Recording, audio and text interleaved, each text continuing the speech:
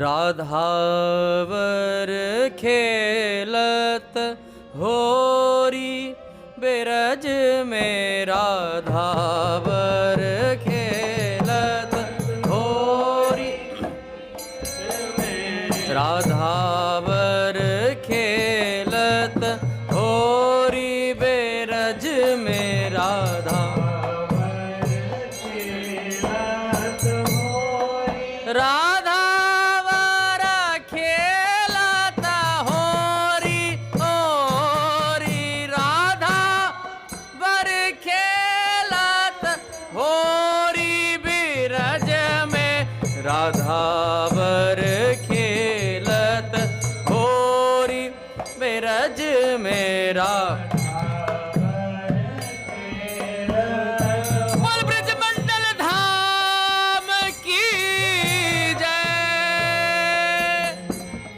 नंद गाम के ग्वाल इते उत बरसाने की गोरी, बरसाने की गोरी, प्यारी बरसाने की गोरी,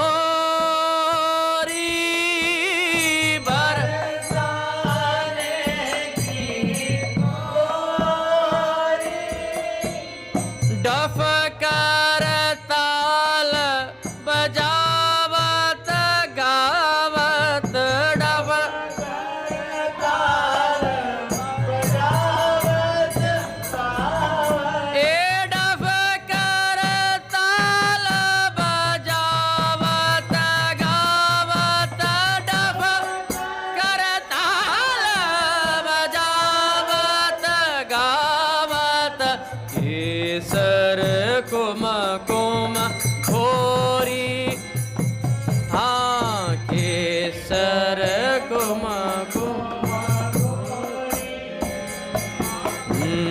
परस्पर रंग में घोरी बिरज में,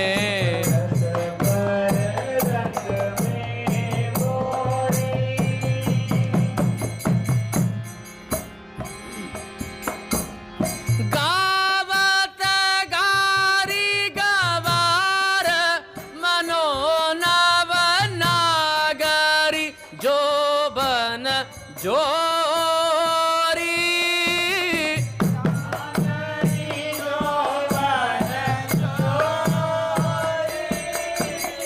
नागरी जोबन जोरी,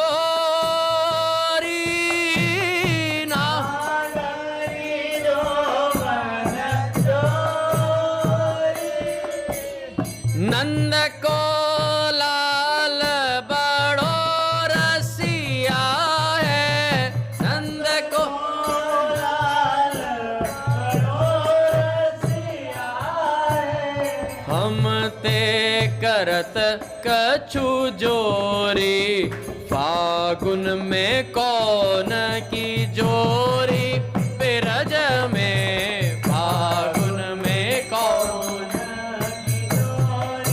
बिरज में, राधावर खेलत होरी, हाँ होरी राधावर खेलत होरी बिरज में, राधावर खेलत होरी बिरज में,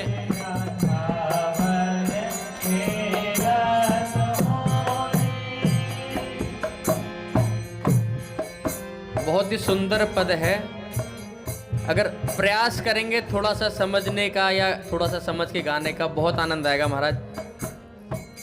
प्रयास करें थोड़ा समझ आए, आनंद आएगा खूब। आप सबको तो आ ही रहा होगा महाराज।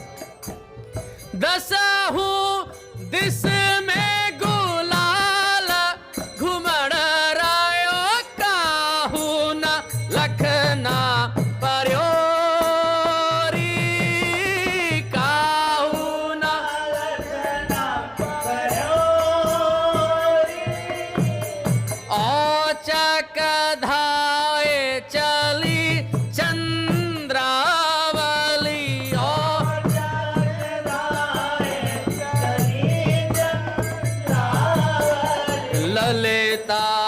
आदिक सब दौरी, गयो कुंवर बर जोरी, बिरज में गयो कुंवर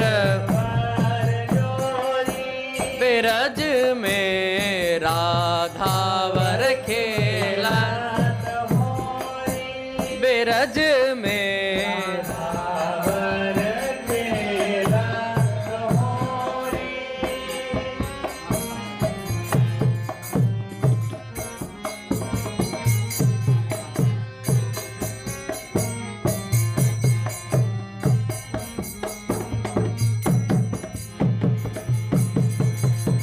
मोरा मुकुट मन माला, मुरली का पीतांबर लियो छोरी, पीतांबर लियो छोरी, भामिनी वेश बनाए कहत है,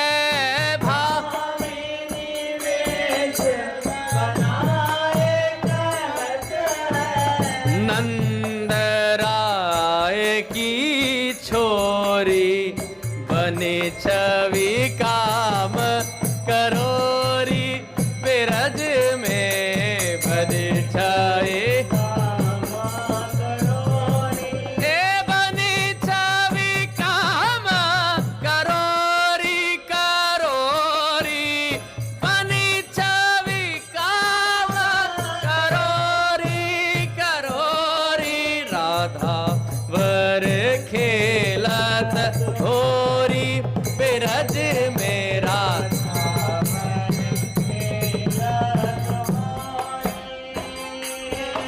ए दे दे तारी न चावत, ग्वाले न अपनी अपनी ओरी, अपनी अपनी ओरी, वादिन की सुधि भूले ओ लल्ला, वादिन की सुधि भूले लल्ला, जमुना तट चीर हरोरी, आज सखी दाव परोरी, बिरज में आज सखी दाव पर, बिरज में राधावर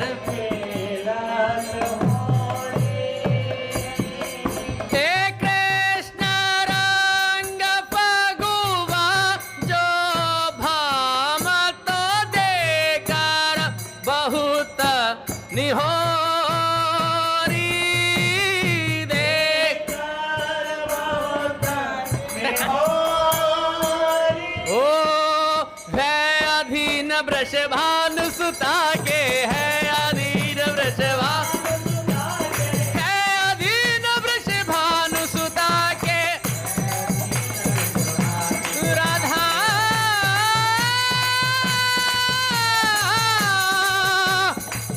राधा राधा राधा राधा, है अधीन वृषभान सुता के, है अधीन वृषभान, है अधीन वृषभान सुता के,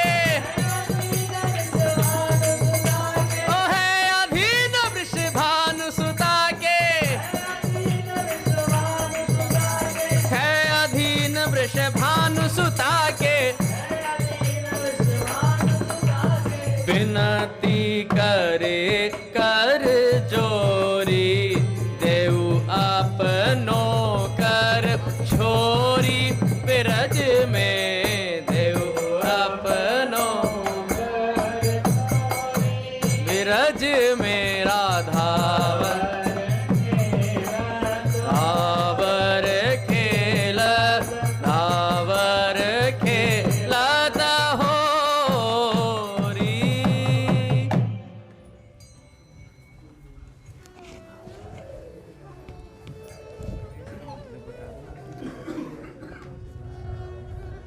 बोले श्री भाई जी महाराज की जय, पूज्य श्री राधा बाबा की जय, पूज्य मैया की जय, अपने प्यारे भैया की जय, पूज्य दादा की जय, भक्तवत्सल भगवान की जय। हरि बोल। बड़े सौभाग्य का क्षण है कि आज भी हमें सत्संग और कीर्तन का परम लाभ प्राप्त हो रहा है। पहले भाई जी के कुछ विचार, उसके बाद एक भक्त चरित्र। हे नाथ, भाई जी कहते हैं कीर्तन के विषय में, कीर्तन कैसे करना चाहिए। भाई जी कहते हैं कीर्तन जोर जोर से होता है और इसमें संख्या का कोई हिसाब नहीं होता है। यही जप और कीर्तन में भेद है, यही नाम जप और कीर्तन में भेद है। अजय प्रभु कहाँ जा रहे हो? आ जाओ, इधर आ जाओ, आ जाओ, आ जाओ, अंदर आ जाओ बेटा। रोज़ देखता हूँ तुम सत्संग शुरू होते ही भग जाते हो, डेली देख रहा हूँ। सिर्फ हारमोनियम की सेवा थोड़ी है।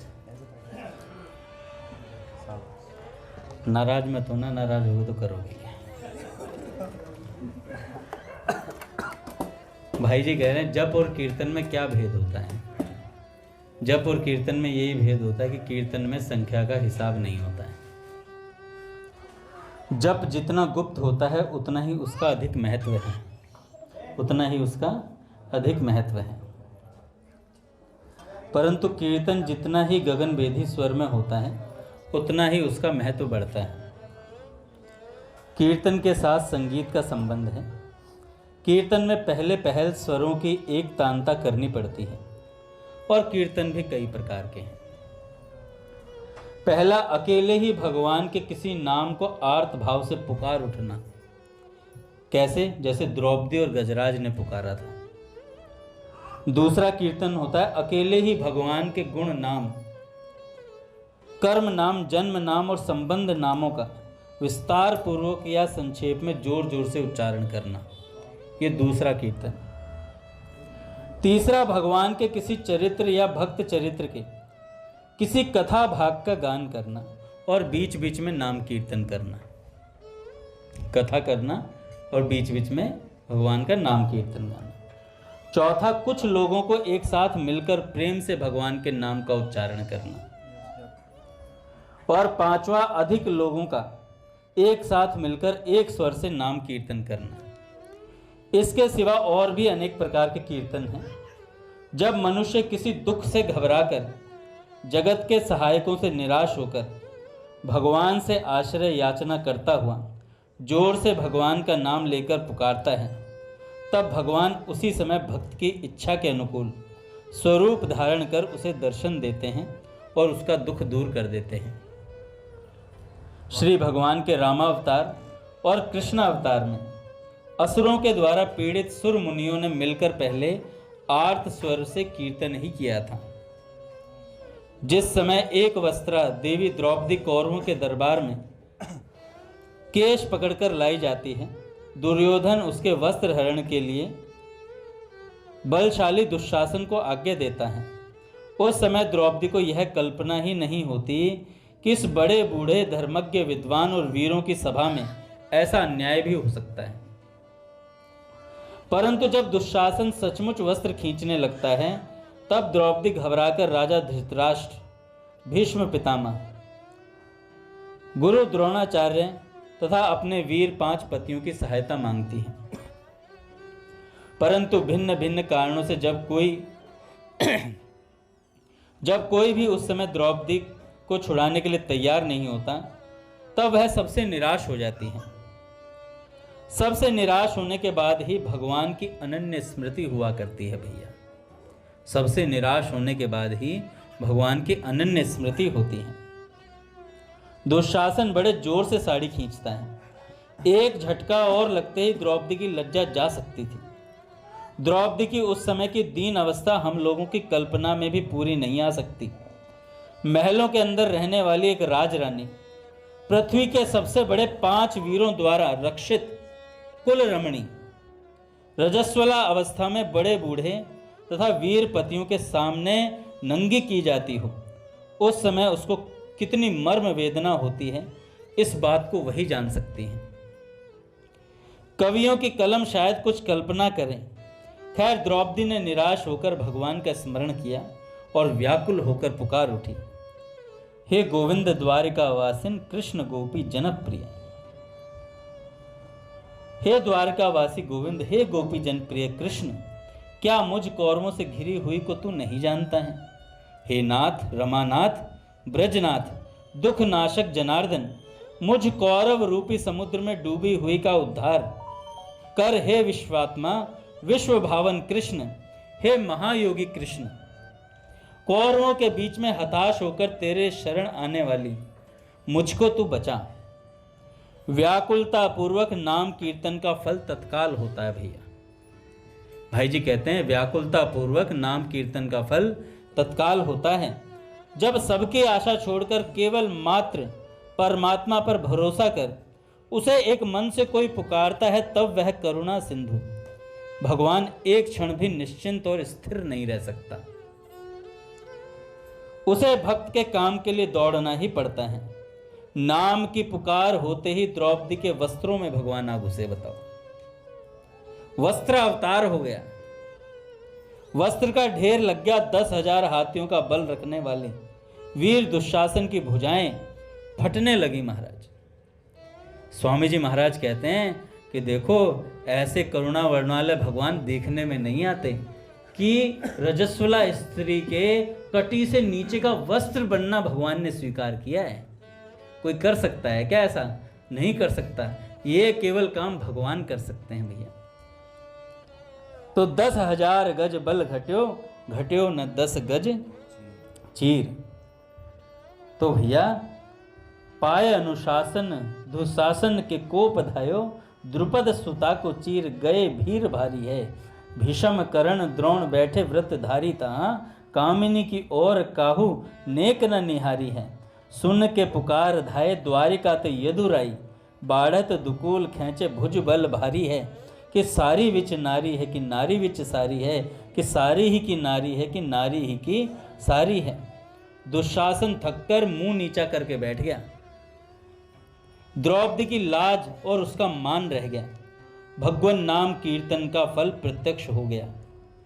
जय भगवान के पावन नाम की। इसी प्रकार गजेंद्र की कथा प्रसिद्ध है। वहां भी इसी तरह की व्याकुलता पूर्वक नाम की पुकार हुई थी।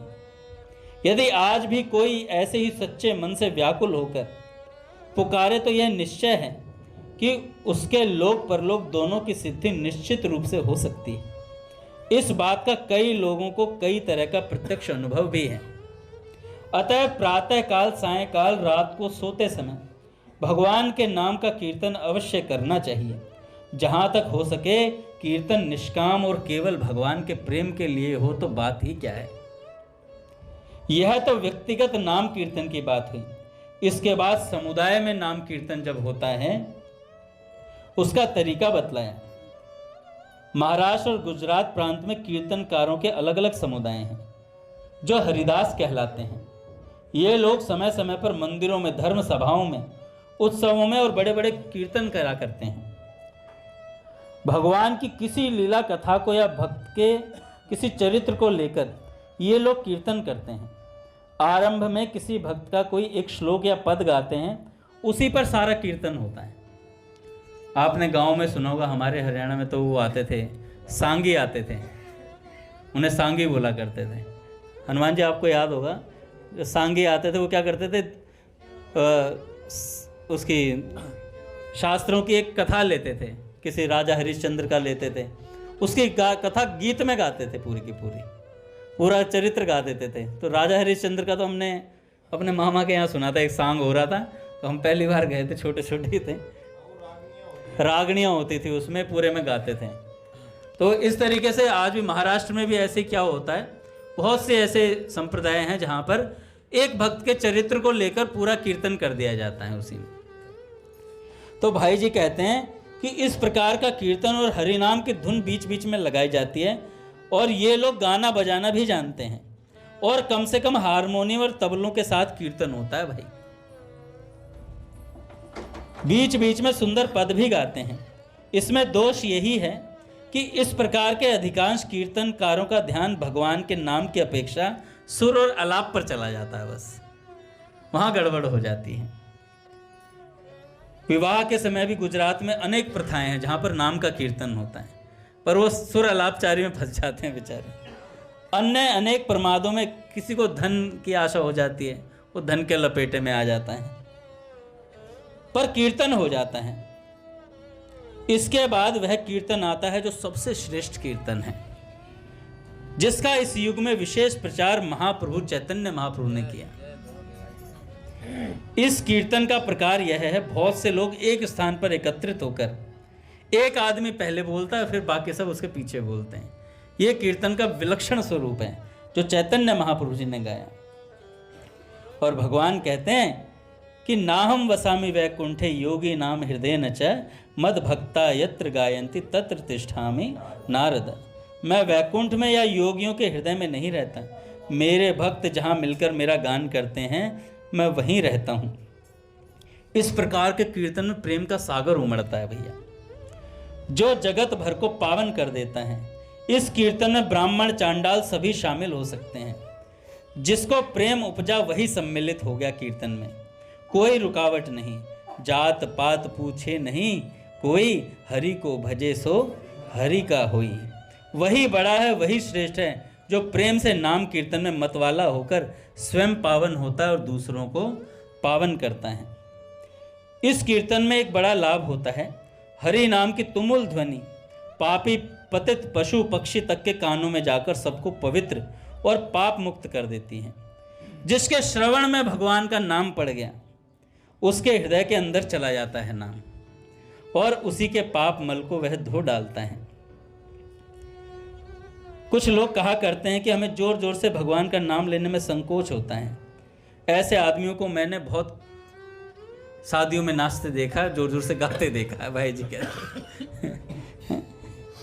बस हरिनाम के पुकार में लज्जा आती है और किसी चीज में लज्जा नहीं आती। भाई जी कह रहे, मैं नहीं कह रहा भाई, ये लाइन भाई जी के हैं।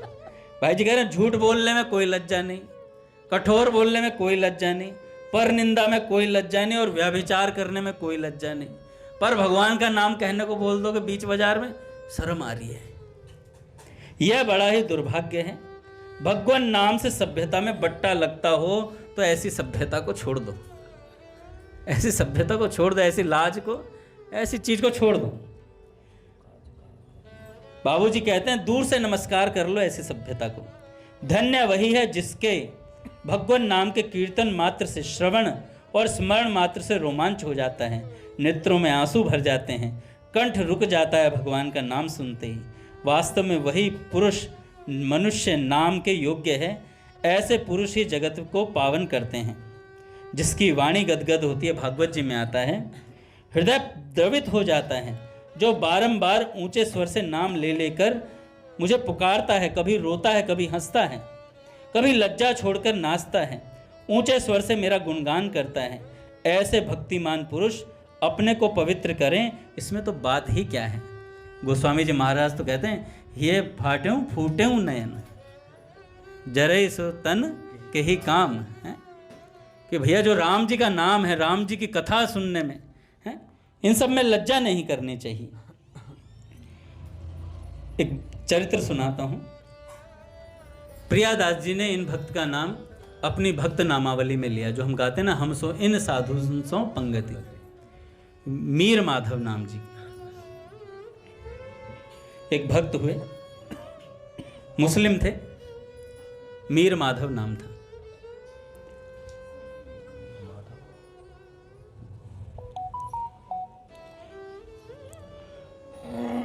क्या हुआ, बहुत पहले की बात है। एक बार पंडित जी, एक पंडित जी मुल्तान गए पाकिस्तान में, और पंजाब तब हिंदुस्तान और पाकिस्तान एक ही होता था, सब मुगलों का साम्राज्य था। पंडित जी रहने आए उत्तर प्रदेश के किराए के मकान। उसी किराए के मकान में ऊपर वाले हिस्से में एक मुस्लिम रहते थे। जो पंडित जी थे उन्हीं के ऊपर वाले उस पर एक मुस्लिम रहते थे, पंडित जी नीचे रहते थे। मुस्लिम थे, वह राज दरबार में दरबारी थे और ये पंडित जी नीचे रहते थे। पंडित जी ठाकुर जी के अनन्य भक्त थे। सुबह उठते ही पाठ करते। क्या पाठ करते थे? नित्य गीत गोविंद गाते थे, नित्य गीत गोविंद का पाठ करते थे। जिस समय ये गीत गोविंद गाते थे उसी समय मुस्लिम को राज दरबार जाना होता था। तो जब जाता तो सुनता था कि पंडित जी क्या गा रहे हैं। तो शुरू में तो कुछ समझ में आया नहीं, पर धुन अच्छी लगती थी उन्हें, ये धुन बहुत अच्छी है, आनंद आता है। नित्य गीत गोविंद गाते थे। जिस समय ये गीत गोविंद गाते उस समय मुस्लिम रोज जाता दरबार के लिए। अपनी नौकरी पर तो जैसे ही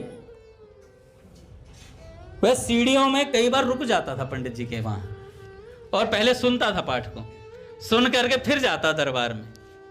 रोज की यह आदत थी उसकी। कई दिन से पंडित जी देख रहे थे कि जब भी मेरे पूजा का समय होता है तो ये मुस्लिम जो है ये सीढ़ियों में खड़ा हो जाता है, सुनने लगता है। एक दिन पंडित जी से रहा नहीं गया। पंडित जी ने पूछा कि सरकार आप एक बात बताइए, जो पद मैं गाता हूं क्या आपकी समझ में आते हैं? आप बड़े ध्यान से सुनते हैं। तो उस मुगल दरबारी ने कहा, मुझे समझ में तो कुछ नहीं आता, पर आनंद बहुत आता है, पर आनंद बहुत आता है। मुझे नहीं पता आप क्या बोलते हो, लेकिन मेरा मन करता है कि आपको सुनता रहूं। मैं स्थिर हो जाता हूं जब आप ये गाते हो। मेरा यहाँ रुकने का मन करता है और इसे सुनने का मन करता है। क्या आप मुझे बताएंगे कि क्या आप क्या गाते हैं? तो पंडित जी ने कहा, मैं गीत गोविंद गाता हूँ और भगवान श्री कृष्ण की आराधना करता हूँ। तो मुगल ने कहा कि बहुत अच्छा गाते हैं, बड़ा आनंद आता है पंडित जी। तो पंडित जी ने कहा कि आप कभी सुनना चाहें तो इसे पूरा सुनिए, आपको और आनंद आएगा। मुगल दरबारी ने कहा कि ठीक है, मैं जरूर सुनना चाहूँगा। तो पंडित जी ने मुगल दरबारी को गीत गोविंद सुनाया। रोज गीत गोविंद सुनते थे वो। उनको गीत गोविंद याद हो गया, महाराज मुगल को, उसको दरबारी को गीत गोविंद याद हो गया पूरा। मुगल दरबारी गीत गोविंद गाने लगा। जब गीत गोविंद गाने लगे और पंडित जी ने सुना कि ये मुगल दरबारी गीत गोविंद गाने लगा, सुन सुन करके इसे याद हो गया सब कुछ। तो पंडित जी ने उनसे कहा, सरकार एक बात कहनी है आपसे। तो मुगल दरबारी ने कहा कि हाँ कहिए। आप भी गाते तो बहुत अच्छा हैं। मुगल दरबारी से कहा पंडित जी ने कि गाते तो आप भी बहुत अच्छा हैं, पर आप जब भी गाएं तो आराम से बैठकर गाएं इसे, क्योंकि जब गीत गोविंद गाया जाता है तो आसन सामने बिछाया जाता है, क्योंकि भगवान इसे सुनने आते हैं। ये नियम है इसका, गीत गोविंद का। जब गाया जाता है तो भगवान उसे सुनते हैं आकर के। तो आसन बिछाकर बैठेंगे तो आपको और आनंद आएगा, आपसे गीत गोविंद सुनेंगे। इस मुगल दरबारी ने कहा कि भाई मेरे पास इतना समय कहाँ होता है, मैं तो चलते फिरते गा लेता हूँ, मेरे पास इतना समय नहीं है। आपको तो पता ही है, राज दरबार में नौकरी करता हूँ, कभी भी बुला लेते हैं, कभी भी छुट्टी हो जाती है, कोई समय निर्धारित तो है नहीं। पंडित जी ने कहा कोई बात नहीं, जब आप अपने सरकारी काम से निवृत्त हो जाएं तभी आराम से आसन बिछा करके बैठ जाएं और इस पाठ को कर लें। तो मुगल दरबारी ने कहा कि कई बार तो ऐसा होता है कि मैं रातें मेरी घोड़े पे बीतती हैं बैठे बैठे, तो मैं कैसे करूँगा? कभी भी हुक्म हो जाता है, मुझे जाना पड़ता है कहीं दूर काम से। तो पंडित जी ने कहा कि कोई बात नहीं, आप एक छोटा सा आसन ले लो, आप एक छोटा सा आसन ले लो, जहां भी जाओ साथ ले जाओ उसे। पट खुलेंगे महाराज, पट खुलने वाले। श्री राम जय राम, जय जय राम, श्री राम जय राम, श्री राम जय राम, जय जय राम, श्री राम जय राम, जय राम, श्री राम जय राम, जय जय राम,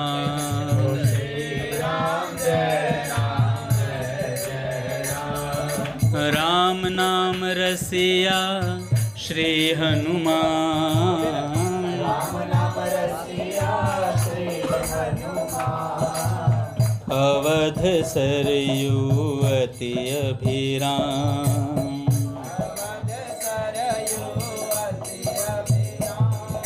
जय जय श्यामा जय जय श्याम, जय जय श्यामा जय जय श्याम, जय जय श्री वृंदावन धाम।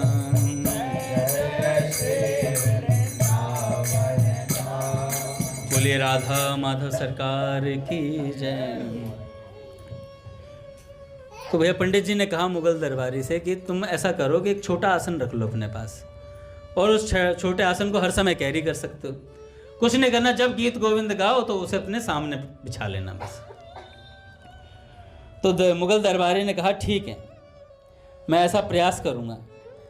अच्छा, अब ऐसा क्या हुआ, मुगल दरबारी जब भी गीत गाते तो अश्रुपात होता उनके, और भाव में डूब जाते बहुत गहरे।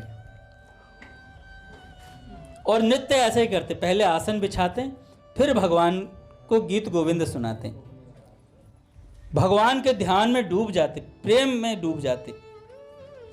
एक दिन यूं हुआ कि राज दरबार गए हुए थे, अचानक से उनके अधिकारी ने कहा कि आपको इसी वक्त आना है, एक संदेश पहुंचाना है, पूरी रात की यात्रा है। और आसन उस दिन साथ लाए नहीं वो। भाई उन्होंने बुला लिया है राजा ने, और कहा कि पूरी रात की यात्रा है और तुम्हें जाना पड़ेगा, और घर नहीं जा सकते, यहीं से जाओगे, अभी अर्जेंट काम है। अच्छा, उस दिन वो आसन लाए नहीं थे साथ में, तो आसन था नहीं, घोड़े पर बैठ लिए और चल पड़े, क्योंकि अधिकारी का आदेश था। मन ही मन याद कर रहे थे ठाकुर जी के उन पदों को, गीत गोविंद को। रात्रि का समय था, घोड़े पर बैठकर जा रहे थे, गीत गोविंद गाने लगे। अकेले घोड़े पर बैठे चलते जा रहे थे, आसन का तो ध्यान ही नहीं था। मन मन में गुनगुना रहे थे गीत गोविंद, गुनगुनाते गुनगुनाते रम गए, जोर जोर से गाने लगे। फिर भाव आ गया, फिर जोर जोर से गाने लगे। अचानक से उनको पीछे से घुंघरुओं की आवाज आई। घोड़े पर चल रहे थे तो पीछे से आवाज आई घुंघरुओं की। तो जैसे ही आवाज आई तो थोड़े घबराए, फिर लगा कहीं मन में वहम ना हो। आगे बढ़ चले, पीछे मुड़कर देखा नहीं, गीत गोविंद गाते रहे और घोड़े को गति दे दी, और घुंघरुओं की आवाज़ तेज होती चली गई। वो तेज हो रहे थे ना घोड़े पे, तो घुंघरुओं की आवाज़ और तेज होती चली गई। आवाज़ तेज हो गई तो पीछे मुड़कर देखा, और पीछे मुड़कर देखा तो घोड़े को थाम दिया। पीछे भागते चले आ रहे हैं मोर पंखधारी, पीताम्बरधारी, सूर्य के समान तेज लिए हुए। ऐसा लग रहा है जैसे सैकड़ों सूर्य एक साथ चमक रहे हों।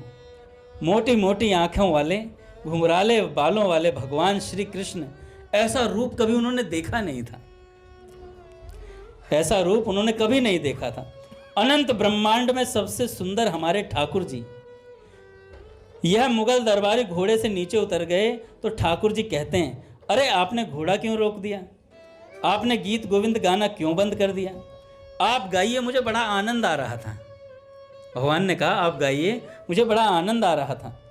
तो मुगल दरबारी ने कहा यह कैसे संभव है, मैं स्वप्न देख रहा हूँ या आपको साक्षात देख रहा हूँ, यह कैसे हो सकता है। ठाकुर जी कहते हैं कि आप गाइए गीत गोविंद, मुझे अच्छा लग रहा था, आप रुक क्यों गए, क्या आप सच में यहाँ हैं। मुगल दरबारी ने कहा क्या आप सच में यहाँ हैं, आप साक्षात यहाँ हैं। पंडित जी तो बताते हैं कि आप अनंत ब्रह्मांड के रचयिता, आप पूरी दुनिया के मालिक, सब कुछ आपने बनाया है, और आप वो छोटे से दरबारी के घोड़े के पीछे भागते हुए चले आ रहे हैं। ठाकुर जी मुस्कुराए और बोले, मैं भाग कहाँ रहा हूँ, तुम गीत गोविंद गा रहे हो तो मैं तो झूमता हुआ, नृत्य करता हुआ चल रहा हूँ तुम्हारे पीछे। खुशी से मैं तुम्हारे पीछे सुनता हुआ आ रहा हूँ, मुझे आनंद हो रहा था। तुम गा रहे थे, तुम भूल गए आज मेरा आसन बिछाना, पर मैं कैसे भूल सकता हूँ तुम्हारे पास आना, पर मैं कैसे भूल सकता हूँ तुम्हारे पास आना। जब भी तुम गीत गोविंद गाते हो मैं तुम्हारे पास होता हूँ, तुम्हारे साथ बैठता हूँ। तुम इतने प्रेम से गाते हो, इतने भाव से गाते हो, इतने मन से मुझे पुकारते हो, मुझे आनंद आता है, तुम पर बहुत प्रेम आता है प्यारे। तुम्हारा प्रेम, तुम्हारा भाव मुझे खींच लाया। जब भी कोई भक्त मुझे प्रेम से पुकारता है, दिल से मुझे याद करता है, मैं सब कुछ छोड़कर दौड़ा चला आता हूँ। मैं तुमसे अत्यंत प्रेम करता हूँ। मैं हमेशा तुम्हारा गीत गोविंद सुनना चाहता हूँ। यह सुनकर मुगल दरबारी भगवान के चरणों में गिर गया, ठाकुर जी के चरणों में लिपट गए और ठाकुर जी को कोटि कोटि धन्यवाद किया। इतना करते ही भगवान अंतर्ध्यान हो गए। जब भगवान अंतर्ध्यान हो गए तो इन मुगल दरबारी ने सोचा कि आज मैं किसकी नौकरी कर रहा हूँ। उस नौकरी में मैं भूल गया कि मुझे ठाकुर जी के लिए आसन बिछाना था। मैं भूल गया कि जब भी मैं गीत गोविंद गाता हूँ ठाकुर जी आते हैं। वह इतना प्रेम करते हैं मुझसे, अपने भक्त से। मैंने कभी सोचा नहीं था कि पंडित जी ने कहा था कि मैं जब भी गीत गोविंद गाऊं आसन बिछा दिया करूं, क्योंकि आसन बिछा लूंगा तो ठाकुर जी आएंगे। मुझसे भूल कैसे हो गई। मैं किसी के अधीन था। इस अधीनता की वजह से मैं भगवान को भूल गया आज। और मेरे ठाकुर जी, मेरे कन्हैया मेरे पीछे दौड़े दौड़े चले आए। मुझसे यह कहने चले आए कि जब भी मैं गीत गाता हूँ वे सुनते हैं। वे मुझसे इतना प्रेम करते हैं जितना प्रेम मैं उनसे नहीं करता। इतने प्रेमी ठाकुर, मैं उनका आसन न बिछा पाया, यह कैसे हो सकता है। ऐसी अधीनता किस काम की कि अगले ही दिन यह मुगल दरबारी गए और उन्होंने जाकर अपनी नौकरी से त्याग पत्र दे दिया। आज पूरा विश्व इन मुगल दरबारी को मीर माधव के नाम से जानता है। मीर माधव जैसे भक्त विरले होते हैं। मैं सच कहता हूँ, जब भी आप श्री कृष्ण की शरण में आते हैं तो हो सकता है आप स्वार्थ से आए हों, हो सकता हो आप इसलिए आए हों कि आपका कोई कार्य सिद्ध हो जाए, हो सकता है आप इसलिए आए हों क्योंकि आपको ईश्वर से कुछ मांगना हो, कोई चाह हो, किसी ने आपसे कहा हो कि जाओ एक बार श्री कृष्ण से मांग लो, वो दे देंगे। एक बार जाओ उनके मंदिर में उनकी आराधना करो, आपकी इच्छा पूरी हो जाएगी। हो सकता है आप स्वार्थ से आए हों, लेकिन मेरा यह दावा है कि एक बार जब आप श्री कृष्ण की शरण में आ जाते हैं तो आप दीवाने हो जाते हैं, उनके आप भूल जाते हैं, अपने स्वार्थ को आप भूल जाते हो, प्रेमी हो जाते हो उन श्री कृष्ण के, उनकी आँखों के, उनके नाम के, और बार बार आपकी आँखों में आंसू आते हैं, आप भाव में बह जाते हैं। यही तो जादू है मेरे श्री कृष्ण का, क्योंकि श्री कृष्ण ही अनंत ब्रह्मांड के रचयिता हैं, क्योंकि वे तो सार हैं जो आपसे सदा सदा के लिए जुड़ा हुआ है। ऐसा तार है जो जुड़ा हुआ है। भगवान श्री कृष्ण के लिए कोई धर्म नहीं, कोई जाति नहीं, क्योंकि श्री कृष्ण जगन्नाथ हैं, अनंत ब्रह्मांड के रचयिता हैं। सब कुछ उनका है और सारा ब्रह्मांड उनका है। सब जाति धर्म सब उनके हैं, सब इंसान सब जीव उनके हैं, किसी में कोई भेदभाव नहीं। सबसे प्रेम करते हैं। जब भी आप भगवान का ध्यान करेंगे तभी भगवान आपको अपनी अनुभूति करवा देंगे।